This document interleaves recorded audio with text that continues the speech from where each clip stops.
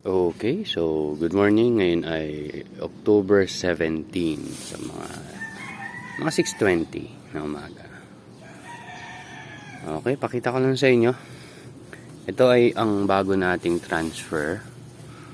So, ang ginawa ko diyan, 'di ba usually ang problem ko pag medyo matanda na sila, mahaba yung ugat. Ang ginawa ko dun sa tray ko ay pinuno ko ng tubig para medyo maganda yung galaw ng ugat. Pero may mga naputol pa rin. Pero tingnan natin kung malaki yung magiging effect niyan. Kasi yung mga usually after 3 days, napapansin ko yung effect kung anong mangyayari. And isa pa sa naging challenge dito, tinransfer ko yan. Umaga, medyo maambon yan. Hindi naman malakas ulan, pero maambon. Hindi ko sure kung makaka-apekto yun sa kanila. Kasi tagal na nila parang mga mag 20 days na yata sila nung tinransfer ko. Basta ganyan na sila halos kalaki. Pero kung mapansin nyo, may ibang kulay doon Ayun yan yung Shireen Sky na ano rin, tawag dito, ka-variety rin ng Olmeti, which is, anong Olmeti? Nakalimutan ko na try. Basta yan. Shireen Sky. So, tingnan natin kung tatlo lang naman yan. Yung next batch, yung next batch yan, may tatlo rin. Tatlo lang tinatanim ko per batch. So, kung kakayanin, sa Sabado makapag sowing tayo. Kasi, past few weeks, puro Sunday ako nagsasow. Kasi nga, naghahabol pa tayo. Pero totoo, kulang pa tayo ng 6 na box. 6 ba? O 4? 4 yata.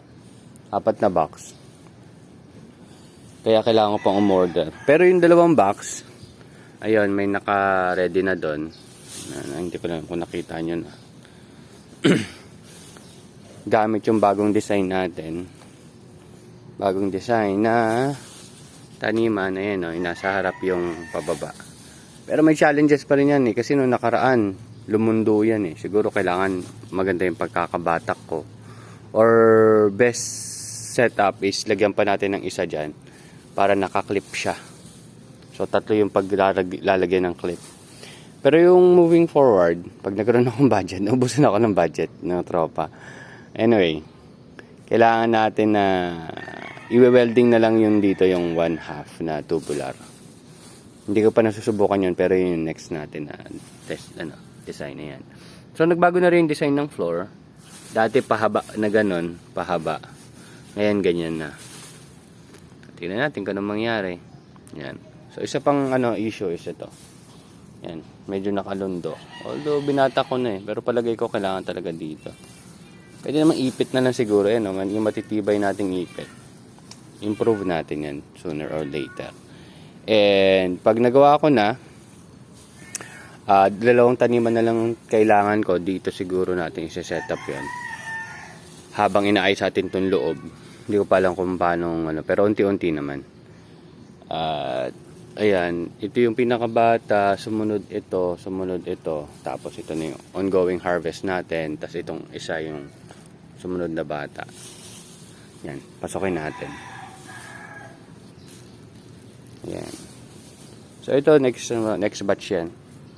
Pero yung kasabayan niya, yun nandun sa taas, yun yung tinitrips. Yung minumukbang ng trips ngayon. Anyway, yan. So mag-harvest ako ng 8. Kasi naubos ni Kuya Jojo yung 8 kagabi. Galing nga kasi hapon ko hindi hapon yun nag-deliver ako ng parang 5 peraso yata. So para mabuo yung 8. Then ngayon kinabukasan ubos na agad yung 8 kagabi. So ibig sabihin medyo lumakas yung benta niya. Hindi ko na nga alam masyado na monitor, pero may pa rin naman tayo. Ayusin na lang natin next time. Ayan. Well, anyway. Harvest ko lang to. Ito kasi wala pang tanggalan to. Ito pa yung lumang design. Malamang ito ang ilalabas ko. At saka itong isa ilalabas ko. Kasi ito 1 by 1 na to. Ito 1 by 1 na to. So yung dito sa loob 1 by 1 muna. Ilalabas natin itong dalawang 1.2 so far. Ayan. So mapansin nyo, na-harvestan ko na yan. Actually, good for harvest na sila lahat dito.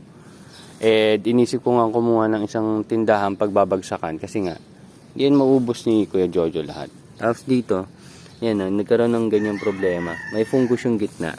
So hanggat maaari, matanggal ko na yan.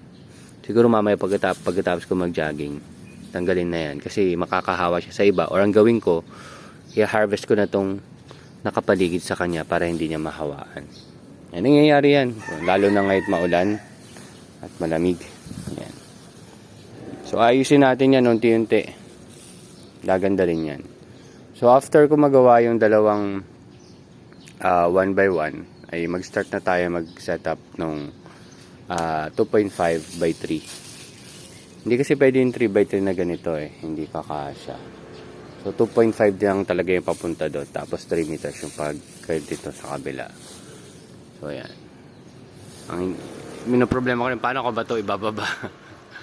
Paano ko hindi bababa? Mag-isa. Kasi yung tanong eh, mag-isa ko lang siya gagawin eh. Yan.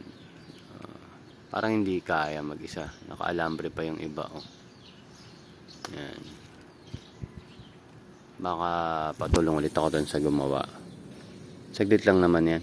Wala bang half day siguro yan. Nababa na namin.